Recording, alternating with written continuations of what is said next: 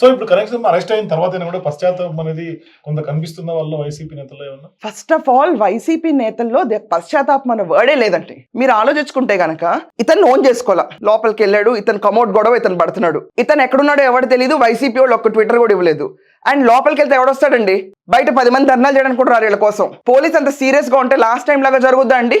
పోలీసులనే భయపెట్టిన వ్యవస్థ last time. ఈసారి పోలీసులు జనాల్ని రెగ్యులేట్ చేస్తున్నారు. ఎక్కడ నిలబడతారండి వీళ్ళందరూ? పిచ్చి పిచ్చి మాట్లాడటమా? లా వీళ్ళకి కొంచెం కూడా నేర్పించలేదు, ఫ్యామిలీ సంస్కారం నేర్పించలేదు, గ్రాటిట్యూడ్ అనేది వీళ్ళ బ్లడ్ లో లేదు. ఇలాంటి వాళ్ళు వెళ్ళిపోవడమే మంచిది జైల్లోకి. And let them face the consequences. So ఇప్పుడు నాని కూడా త్వరలోనే అరెస్ట్ అయ్యే అవకాశాలు కనిపిస్తుంది. అయ్యి తీరాలంటున్నాను నేను, కనిపిస్తాయి కూడా కదా, అయ్యి తీరాలి. ఫర్ ఎవ్రీథింగ్, ఈ భూ కబ్జాలు, సెటిల్మెంట్లు, స్కామ్లు, దందాలు, ఈ casinos, vulgarity to the peaks. ఇదంతా ఇంత లావిష్ ఆఫ్ వల్గారిటీ ఎగ్జిబిట్ చేయకూడదండి ఒకళ్ళ మీద. They must be getting arrested.